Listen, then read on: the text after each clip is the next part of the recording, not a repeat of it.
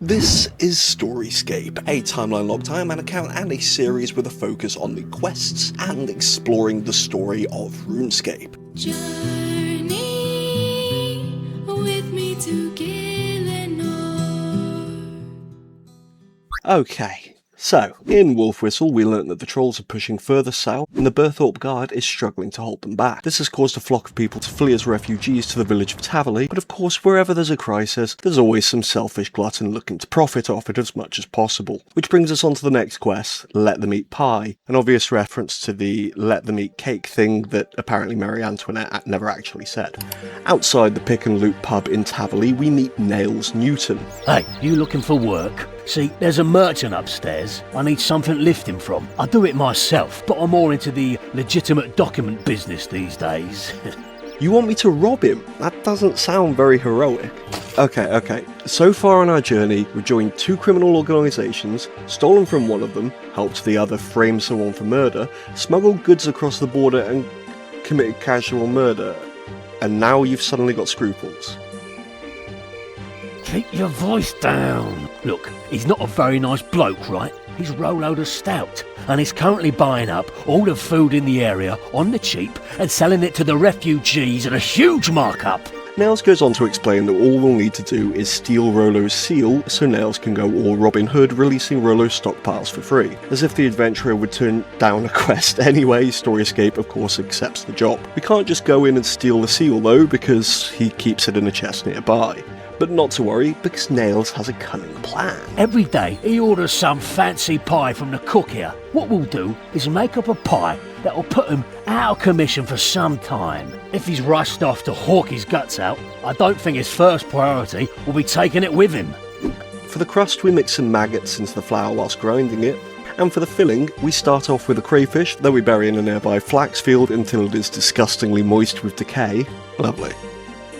Next, some potato, which gets shoved into a kebit's burrow until it comes back up covered in I can only imagine what, and then go cook it in the pub. Ugh, that thing stinks. I'll never eat that unless we do something to mask the smell. So he sends us to steal some spices from foppish Pierre nearby for stench-covering purposes. You'd think Pierre would smell us coming, but apparently not, as we lift the spices without any issues. Pie for Rollo the Stout. That's me! What is this? This is not the scrumptious red berry and distressed quail pie I demanded! Then we get a short interaction between the adventurer and Rollo which truly illustrates how much of a narcissistic ass he is. Well, that's quite nice of you. Tell the chef I will only sue him slightly for not making what I ordered, and that if this pie tastes nice, then I might even pay him for it. And StoryScape almost blows the whole thing by thanking Rollo for making him feel less guilty about something. A crayfish a la manque, eh? Well, let's see what it tastes like.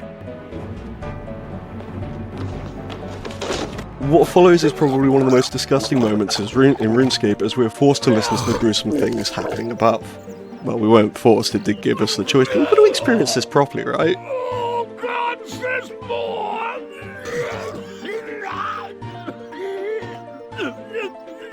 Well, Rollo certainly won't be causing any more trouble for a while.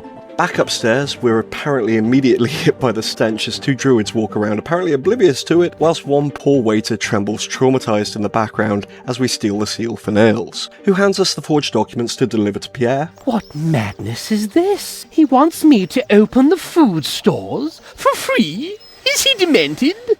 I have to contact some people. Leave me to my despair. Well, looks like we're done. I'll let the refugees know. We'll have a good old-fashioned feast, and it's all thanks to you. We'll raise a glass or two to you tonight. While that was quite a light-hearted, albeit disgusting, quest, the next ones for this episode all take on a much more serious tone, and personally, as much as I do love the good old sense of British dad humour that's present in so many quests, I much prefer these darker, more serious ones that really pull you into the darkness of Gillinor's past. Yes, life can be whimsical and fun, but darkness lies everywhere, and sometimes that darkness is an ancient and powerful beast stealing the souls of the living.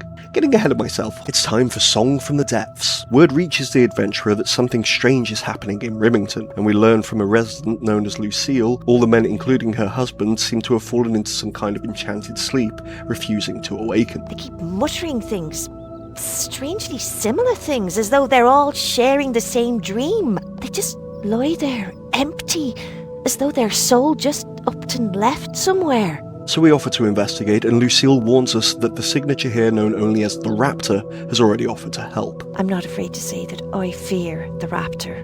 He has stories about him. His solution for a problem is to destroy everything linked to it. That's not who I want saving my husband.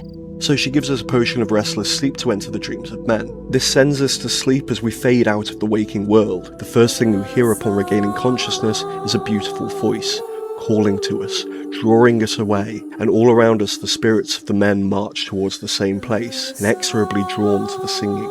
Hear the beauty in her voice. This story starts under the sea, in the home of my sisters. In that home, I found moments to sing, but I knew if my sisters heard me, they would roll up some kelp and force it into my mouth. So I learned to sing quietly. One night, my sisters were out hunting. I swam from my home and came upon a village on the edge of the sea. There were so many people on the docks, working and talking, but they could not see me in the dark water, so I sang to them. The voice is interrupted by the Raptor, who we find slightly further in, and assumes we're here to stop them. I'm here to save Waylon. It's too late to save Waylon. Come to me, my men. Gather to hear my story.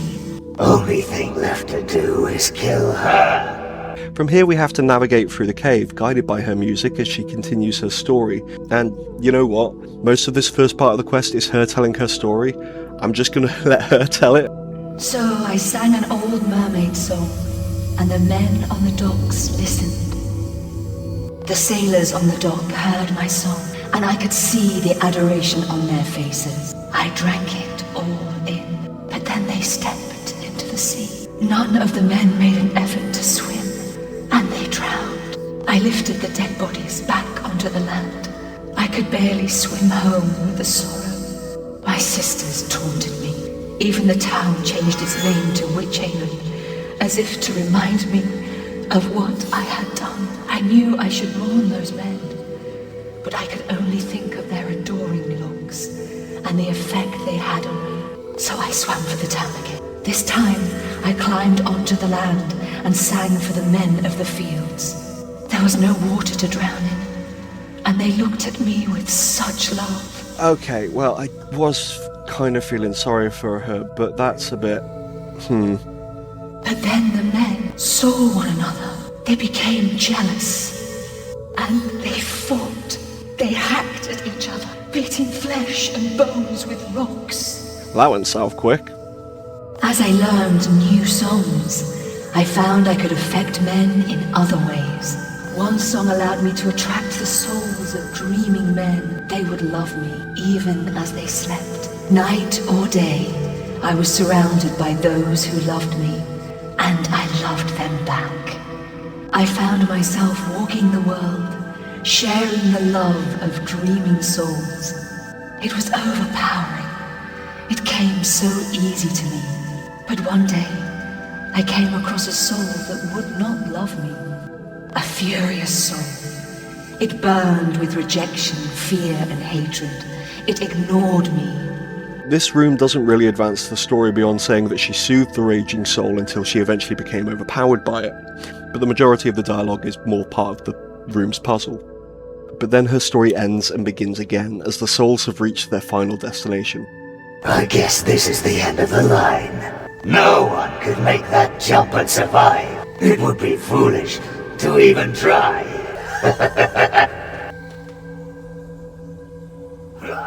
Oh fuck, here we go. Leroy Jenkins! Say what? I don't even know how that works here. Oh shit.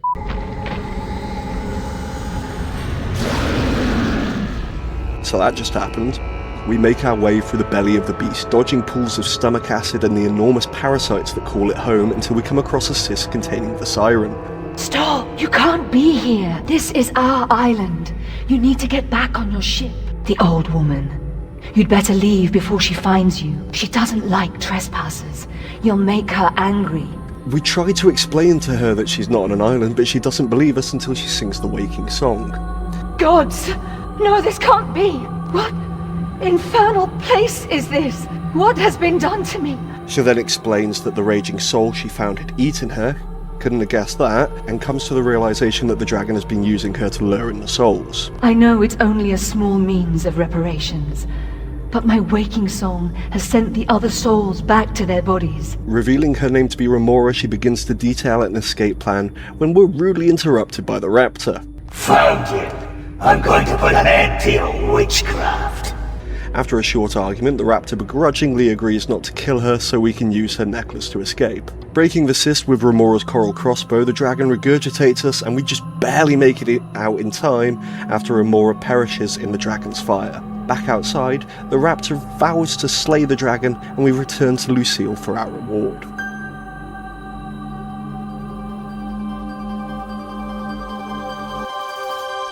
From one ancient and powerful beast to the next, and not for the last time in this episode, after almost a year away from his home, it's time for the adventurer to return to his birthplace in A Shadow over Ashdale. Gudrick, a retired adventurer, has received the troubling news that the supply ships sent to the island are returning with all their cargo, and apparently no one has been seen on Ashdale for around a week, the sailors claiming that an evil aura has settled over the island. So we head over there to investigate.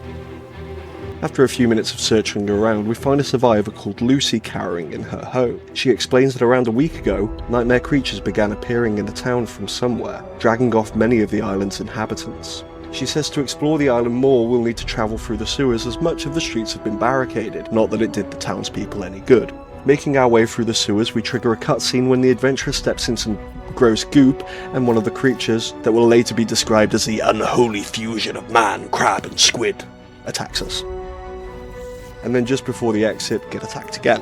Back on the surface, we battle past two more of the monsters, making our way to an extremely precarious looking building on the island's south side, in which we find a page of the owner Ogden Plainview's journal, which tells us of a natural cave that spirals down through the sea stack that the house was built on, and upon inspecting the nearby bust, the centre of the room becomes a staircase down to the aforementioned tunnels. The adventurer finds himself in a large cavern with another one of the crab things and the body of a dead smuggler, and after taking out the monster we search the corpse for another journal. The journal details how the smugglers landed on the island, finding a cavern large enough to house their ship, the walls of that cavern covered in large man-sized holes. And in one of those holes they discovered one of the crab-like creatures in some kind of stasis, running it through as soon as it stirred. A few days later, when preparing to leave, one of the smugglers apparently fell and somehow knocked a cannon from its carriage, causing it to go off when it hit the deck. What? Somehow is right. Do you know how fucking heavy those things are? And why was it even loaded? Who the fuck leaves a cannonball in a cannon with powder? What the fuck? Okay, whatever. Let's just get on with it. Suddenly, Anders gave a cry and pointed towards the cave wall. I followed his gaze and saw a dark shape emerging from one of the holes. Then I saw another. The scuttling sound grew louder, and at that point Captain Mulligan appeared on the deck. He shouted, "To arms!" and everything descended into chaos. One of the creatures appeared on deck, followed moments later by two more. Those who had swords drew them. I heard shouts, screams and the ringing of steel. I saw Archer fall, his face covered in blood. More of the creatures swarmed onto the ship. Then I saw Mulligan, held by one of the creatures, screaming as he was carried off into the darkness. The panic rose in my chest, and I turned and ran. The entry ends with the smuggler accepting his fate with an ominous line. "They're coming. I can hear them." In the next room we find a puzzle where you need to find a few things on the floor to raise the water pressure and open the door, and the adventurer heads deeper into the cave system, hoping to find the ship, figuring it could be the source of the creatures and potentially where the missing townsfolk are. We kill the creatures to the next room to open the door and sneak through the next few sections, taking them out with the mechanical traps that exist down here for some strange and unknown reason. I guess maybe they were built by the original settlers of Ashdale to hold back the Crashians. Eventually, we find the ship and it's time for the quest boss, Agaroth. During the quest, he has 2 phases. In the first phase, you only have to deal with his tentacles, which will telegraph their attacks by spinning for a second, then slamming down, dealing damage and stunning you. But after you take one out, you can save spot the other 3 with magical range. Then the second phase begins, which is also pretty easy if you're not using melee. He has clearly telegraphed attacks that are relatively easy to dodge, and when the shadows appear on the deck, you just run up to the stern where it's safe. With Agaroth defeated, the villagers are released from the nearby cage, and we head back to Gudrick for our reward. Okay, so now we've got Broken Home, and this quest has caused me some issues. It's already in a strange place in the timeline. It does actually include references to some lore that we haven't really explored yet, and it's just kind of mentioned in passing, so I'm not going to go into it too deep in this episode. I'm not sure if it's only in its position because it's a free-to-play quest, and I think it's the second best in slot ring for free players is one of the rewards. But we do have 6th Age quests that are free, so I don't know, maybe this should be one of them. On top of that, it's also kind of taught me that some of these quests will definitely need to be, will need to have some kind of live commentary. I was thinking that, you know, there aren't many quests that are just like a 40-minute exploration or an hour-and-a-half exploration of an area, and then I remembered Underground Pass, so yeah, that's going to be fun when I get to it. But I would like to get into some more live commentary, so from the Adventurer Age, after the next episode, I might try that. It was always easier for me while I was streaming, but I've got a stream coming up when I finish the next 3 quests, just doing some skilling and some tidying up. I did mention it a few weeks, maybe even months ago now, but well, I was procrastinating over Broken Home a bit. I do think this has come out pretty well, all things considered, especially with my brain kind of turning to mush this week with the heat wave and not really being able to sleep because we don't have any fucking aircon in the UK. Well, we do, but not in this house. But yeah, that's all I can think of saying. Don't forget to like and subscribe. It's very important. Very important that a YouTuber must say, don't forget to like and subscribe. Oh god, I'm going to cringe myself into non-existence, so let's just get on with the quest, shall we? Back in Silveria, we meet a housekeeper called Maria, distraught and likely traumatised after seeing a ghost murder the other household staff in the nearby mansion. It seems to have started when Ingram, the mansion's owner, was exploring the lower levels of the sub-basement. She also tells us that a strange energy has surrounded the house, preventing us from taking any combat gear or items in. So StoryScape deposits all his stuff in a conveniently placed bank deposit box, and wait, is that really the outfit I went for? Fuck is up with my shoes? Thankfully, I did grab the free pack of old loyalty point outfits released in April, and after a quick peruse of the outfits, I eventually settled on the colonist outfit.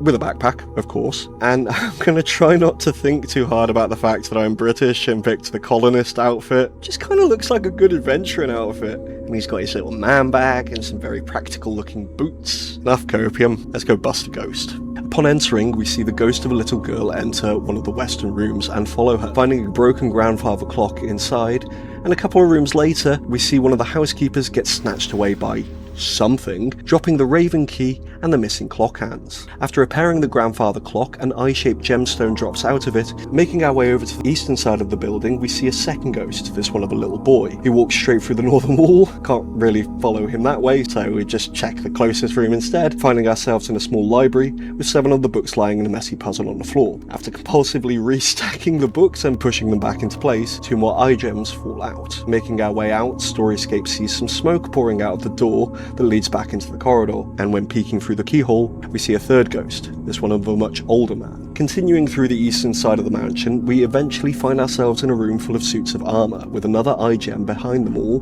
and grab it after moving them out of the way.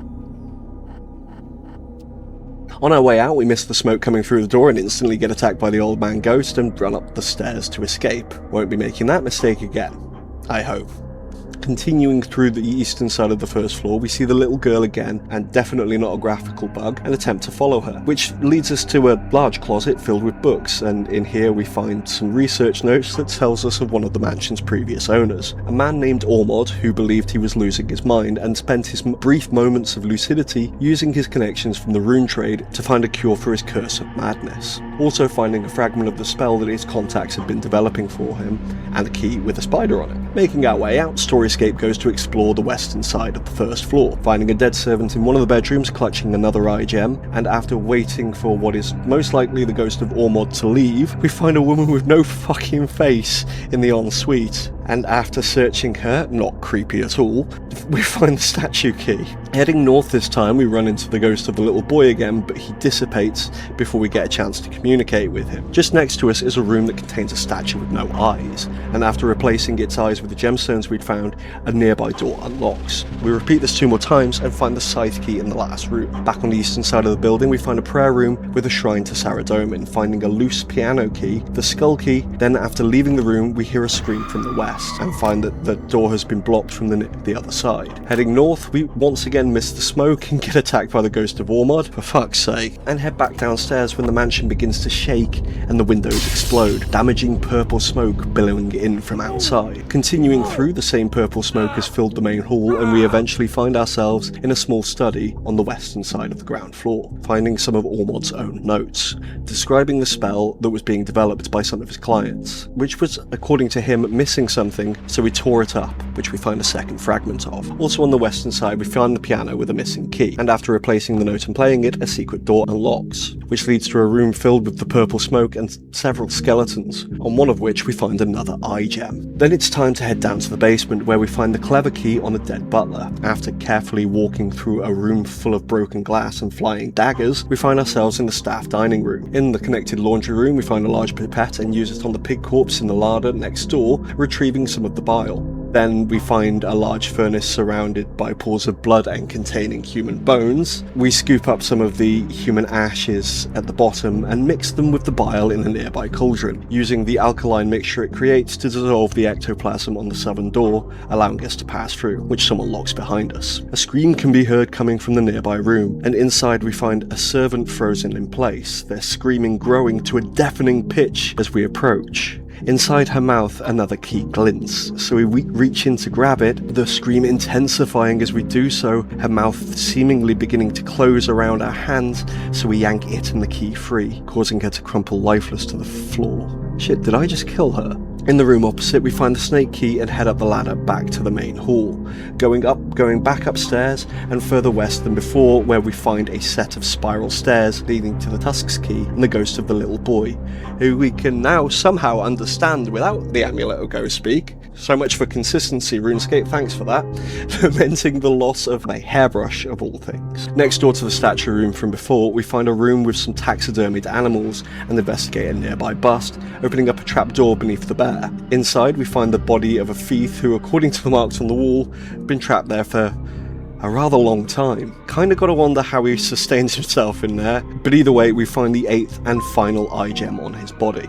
Going back through the statue rooms, StoryScape returns to the eyes of the last statue, opening another hidden door, inside finding a shrine to Lenian Gulvus, Ormod's son, with a portrait resembling one of the ghosts behind it, and sitting atop the shrine is a hairbrush covered in centuries of dust. Which of course we return to the ghost of Lenian. He thanks us, and we tell him that it appears his father's spirit has been killing people. Lenian explains that Ormod blames himself for his son's death, his guilt trapping him here, and theorizes that perhaps his forgiveness will put Ormod's soul to rest. Then the ghost of the little girl returns and devours Lenian's soul before warping into some Lovecraftian mass of eyes, flesh and teeth, collapsing the staircase. In the rubble we find the noose key and head back out, only to be chased by the monster. Heading back over to the eastern side we find another bedroom with a ladder hidden in the cupboard for some reason, and climb it down into the basement. Following the corridor we look for a peephole into another room, seeing a set of mysterious symbols on the wall, which the adventurer quickly commits to memory before heading deeper into the sub-basement. Down and down we we go, making our way past an ancient door to head further down until we find a pit, with a rope dangling down into the inky blackness below. A door leads off the cavern we find ourselves in, and inside we find a visitor's log, which rather scarily already has StoryScape's name in, ominously crossed out. I'm going to try not to think too hard about that. Examining the nearby table, we find Abel's notes on insanity. Continuing to explore the area, we realise we seem to be in some kind of ancient prison, or maybe even an asylum of some form, given the notes that we found earlier, and find yet another key at the end. After learning all that we can from down here, we head back up to the surface, making our way back to the eastern side of the first floor. Moving the body that had stopped us coming back through the door from before, we open the last door into Ingram's bedroom, finding him lying lifeless next to the bed, his face frozen in a state of shock and terror. On his body, we find more of his writings, revealing that the mass we saw earlier had chased him up from the cells below, also finding the third and final piece of the spell, which when combined with Nabel's notes, creates the Break Curse scroll, which the adventurer uses on the mass of flesh, assuming it will turn it back into the little girl, which it doesn't. The thing claims to have had a dream that they were a little girl called Rowena, who just wanted to play, but whenever she drew close to her playmates, they vanished for some reason. The thing reveals itself to be Senescianus Aloysius Pamphilius. I hope I said that right. A demon who once lived in the ancient city of Sentiston. Senescianus realises with horror that they must have consumed the little girl Rowena and been driven mad with grief, eventually taking on her appearance and being held in a home for those with broken minds, before Ingram unwittingly released them. The mansion is however still being haunted by the spirit of Ormad, and without Lenian's ghost to offer forgiveness, StoryScape is out of ideas of how to put him to rest, to which Senescianus offers us a choice. Because they had consumed Lenian, they can take on his form, and from there is the option of either consuming the spirit of Ormod or offering forgiveness as Lenian. I opted for the latter. We get a quick cutscene of Ormod gaining forgiveness and leaving, then head outside for our reward. Be able to replay this quest later for extra rewards, but I'm not even thinking about that now. Fucking hell. What's next?